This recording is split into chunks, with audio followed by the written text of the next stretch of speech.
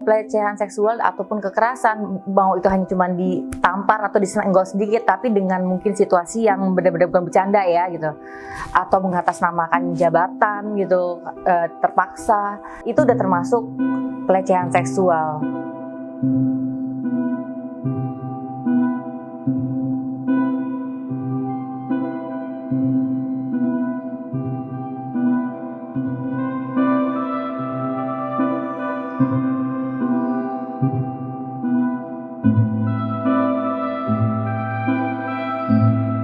Ya, selamat siang. Nama saya Tias Riwendani, biasa dipanggil Tias. Saya salah satu komisioner Komnas Perempuan.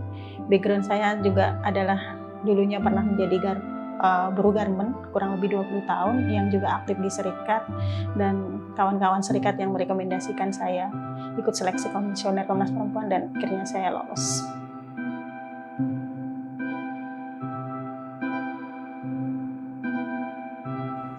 Ya, salah satu yang menjadi dorongan kawan-kawan buruh yang saya juga sangat intens ya dengan kawan-kawan serikat, lintas serikat juga, agar isu pekerja ini juga bisa masuk menjadi salah satu isu prioritasnya lembaga di sini di Komnas Perempuan, karena persoalan-persoalan buruh perempuan sangat banyak.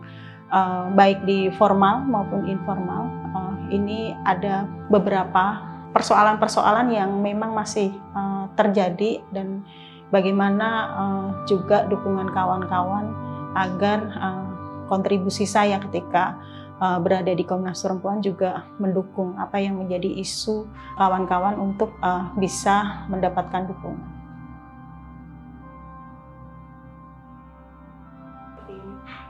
Ya, kalau bicara tentang peluang kesempatan kerja ya, sekarang sudah sangat terbuka bagi perempuan untuk terlibat atau berkontribusi dalam ranah publik. Tadi salah satunya dengan bekerja gitu. Nah, kalau bicara tentang perempuan sudah banyak bekerja, kebetulan saya dulu bekerjanya di sektor garmen yang memang mayoritas pekerjanya ada perempuan gitu.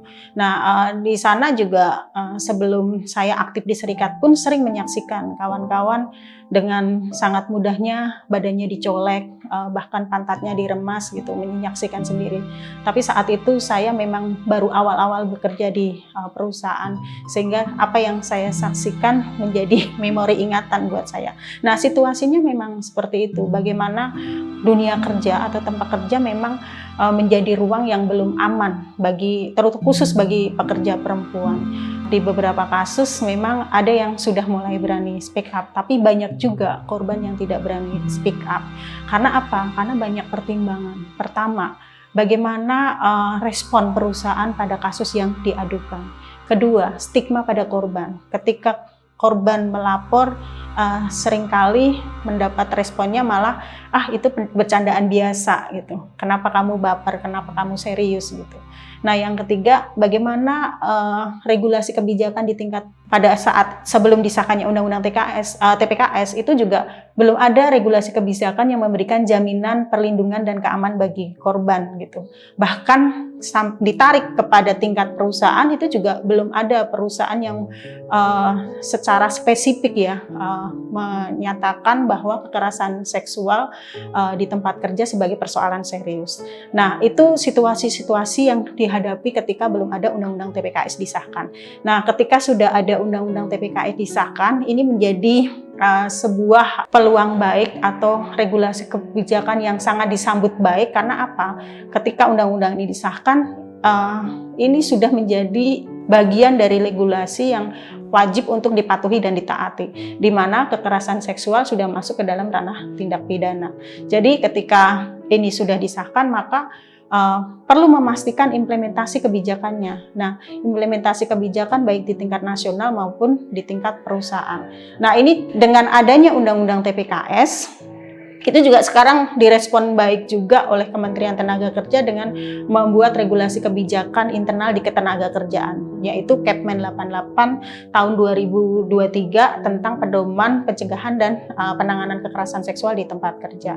Saya rasa ini langkah-langkah maju untuk bagaimana upaya untuk pencegahan, penanganan, pemulihan kekerasan seksual di tempat kerja agar tidak lagi ditempatkan pada persoalan personal, tidak lagi dilempatkan sebagai hal yang dinormalisasi dianggap bercandaan, agar tidak lagi ditempatkan stigma bagaimana korban selalu disalahkan karena cara berpakaiannya, karena dia mudah tersenyum atau cara berjalannya atau apapun berkaitan dengan tubuhnya.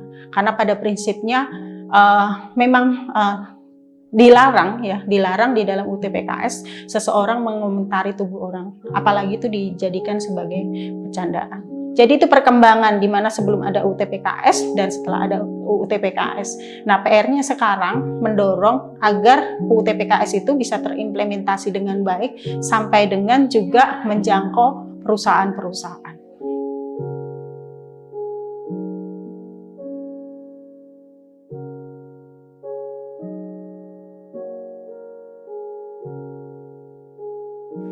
Ya, kalau secara idealnya ya, korban melapor atau mengadu. Tapi kan situasinya tidak semudah itu. Karena belum tentu juga perusahaan yang menerima pengaduan korban itu aware, mau terbuka, mau mendukung, mau menerima pengaduan itu. Di beberapa kasus, dari hasil informasi kawan-kawan ketika ada pengaduan juga, ada juga perusahaan yang memang tidak aware dengan pengaduan itu.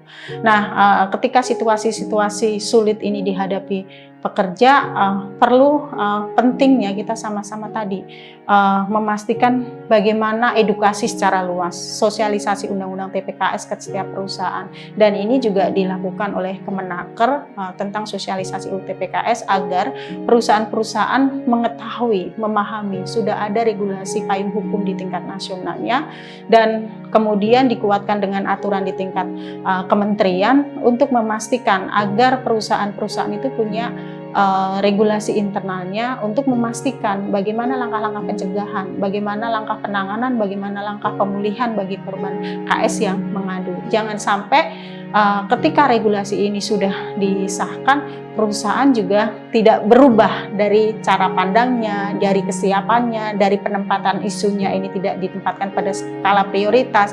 Hal inilah yang kita dorong agar perusahaan juga mempunyai konsen, memastikan bahwa tempat kerja menjadi ruang yang aman dan nyaman bagi siapa saja.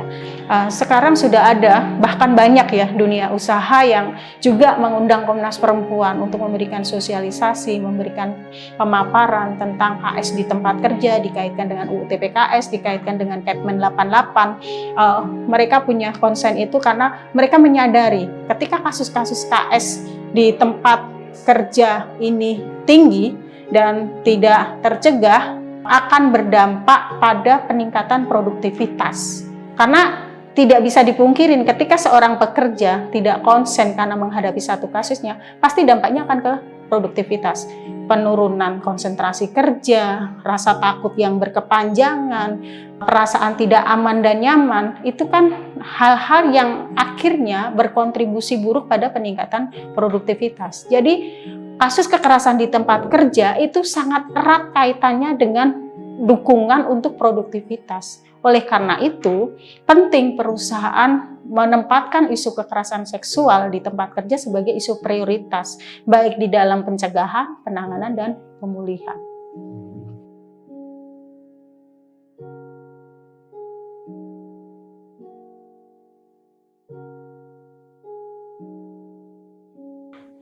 Ya, kalau dia hanya penyelesaian pemindahan, saya yakin bahwa itu tidak menjadi jaminan bahwa pelaku tidak mengulangi perbuatannya. Karena dia merasa punya impunitas, tidak tersentuh sanksi, ya hanya pemindahan aja, itu hal yang mungkin dianggap sepele. Tapi kita perlu tarik bahwa penyelesaian KS jangan ditarik hanya sebagai persoalan ketenagakerjaan saja.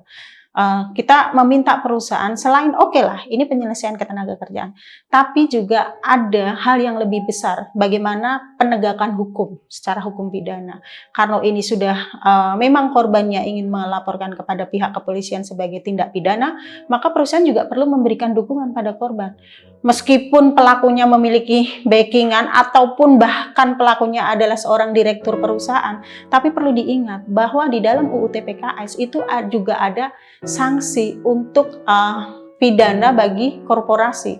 Kalau direkturnya itu sebagai pelaku dan dia mengatasnamakan perusahaan, maka akan terjerat dengan pidana korporasi, tindak pidana kekerasan seksual. Nah, kalaupun ini dia bukan direktur atau orang yang memiliki kewenangan, pelakunya adalah rekannya, temannya yang memiliki kedekatan, bahkan memiliki backingan. Ini juga perlu diingat, di dalam UTPKS, barang siapa yang menghalang-halangi proses penyidikan, penuntutan untuk kasus tindak pidana kekerasan seksual, juga ada jerat pidananya.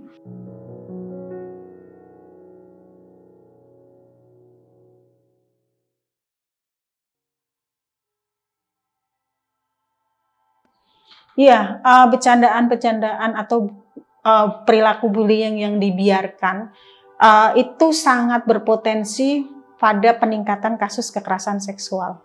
Karena apa? Hal yang dinormalisasi, padahal itu hal yang akan berdampak pada orang lain, itu semestinya segera dihentikan. Karena apa? Sekarang kita tidak bisa lagi menempatkan bercandaan seksis sebagai bullying atau sebagai hal yang dianggap normalisasi bercandaan seksis. Karena pelecehan seksual tadi, bullying yang mengomentari tubuh orang karena diletakkan pada bercandaan seksis, itu sudah masuk ke dalam ranah tindak pidana kekerasan seksual. Jadi meletakkannya bukan bullying lagi, tapi itu pelecehan seksual. Yang di dalam Undang-Undang TPKS itu sudah masuk salah satu tindak pidana kekerasan seksual. Di mana ada dua bentuk pelecehan seksual di dalam Undang-Undang TPKS. Pertama adalah pelecehan seksual secara fisik. Yang kedua adalah pelecehan seksual secara non-fisik. Nah, bercandaan-bercandaan seksis itu masuk ke dalam ranah pelecehan seksual non-fisik. Dan itu ada jerat pidananya.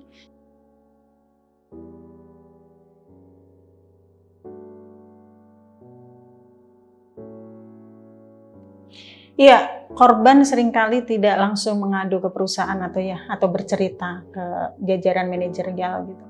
Karena tadi mungkin korban merasa tidak percaya bagaimana perusahaan akan memberikan kepastian perlindungan buat dia dan menerima pengaduan itu dianggap sebagai persoalan yang serius.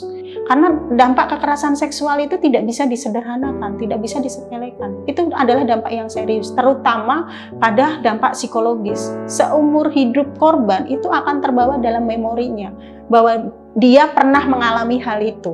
Nah, ini kan menjadi hal yang sangat mengerikan ya, karena ketika dampak psikologis tidak tertangani dengan baik, bisa saja korban dengan menanggung rasa malu tersendiri, tidak mendapat dukungan, itu juga memutuskan untuk melakukan bunuh diri. Di beberapa kasus terjadi. Itu menjadi hal yang sangat mengerikan buat kami.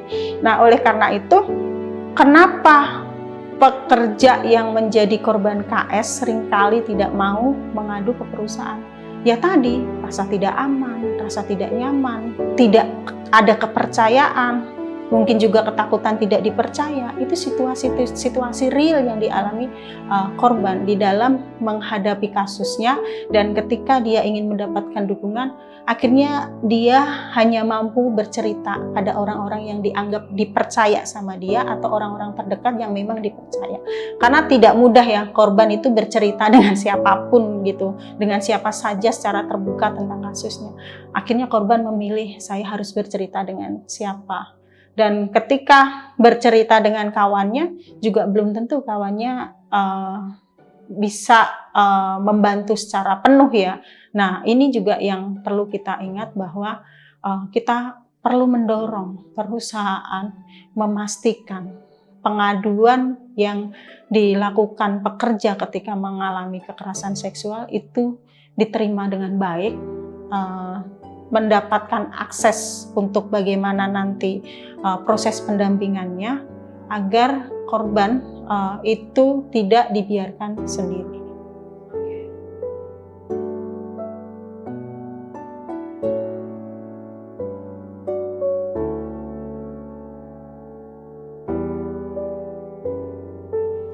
Ya, kalau apa yang bisa dilakukan oleh Komnas Perempuan untuk memberikan dukungan pada korban yang mengadu ke Komnas Perempuan, memang Komnas Perempuan tidak punya mandat untuk mendampingi dan menangani kasus secara langsung. Tapi kita punya mekanisme untuk memberikan dukungan kepada korban.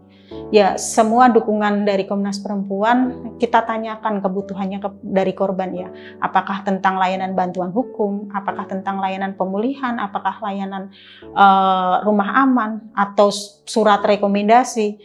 Itu kita bisa berikan dan semua berbasis pada kebutuhan korban. Jadi dukungan dari Komnas Perempuan itu bisa dalam bentuk surat klarifikasi yang dikirimkan kepada para pihak, bisa bentuk rekomendasi, surat rekomendasi, bisa dalam bentuk rujukan untuk pendampingan lembaga layanan, bisa layanan hukum, layanan konseling, ataupun layanan rumah aman, bisa juga menjadi sahabat peradilan dengan memberikan amicus curiae. Amicus curiae adalah keterangan Komnas Perempuan yang dibuat secara tertulis, dikirimkan ke pengadilan agar ini bisa menjadi pertimbangan di dalam proses peradilannya, ataupun juga bisa memberikan dukungan dalam bentuk pemberian keterangan ahli.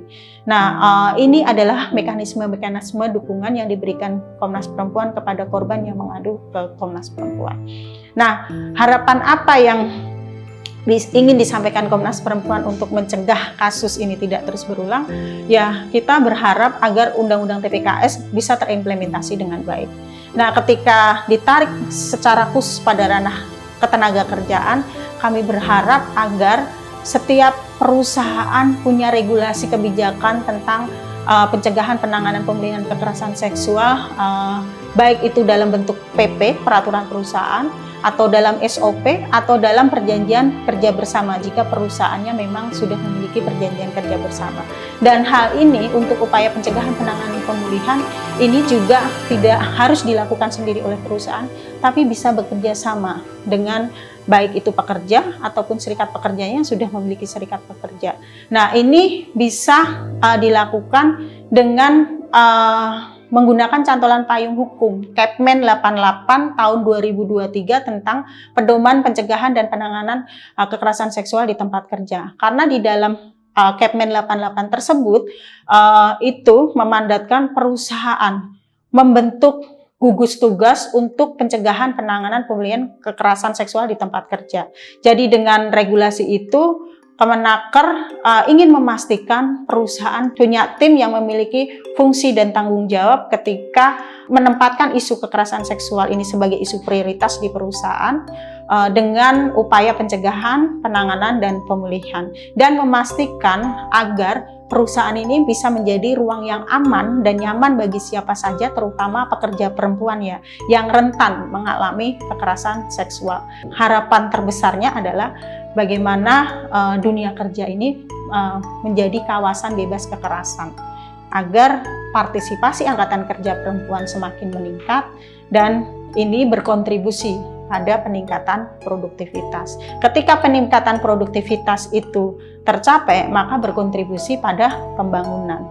Ketika pembangunan ini tercapai, maka berkontribusi pada tujuan dari SDGs. Bagaimana perempuan terlibat di dalam ranah publik, akses pekerjaan bagi perempuan juga terbuka luas, dan dukungan ruang yang aman dan nyaman ini juga menjadi sangat penting bagi dunia kerja.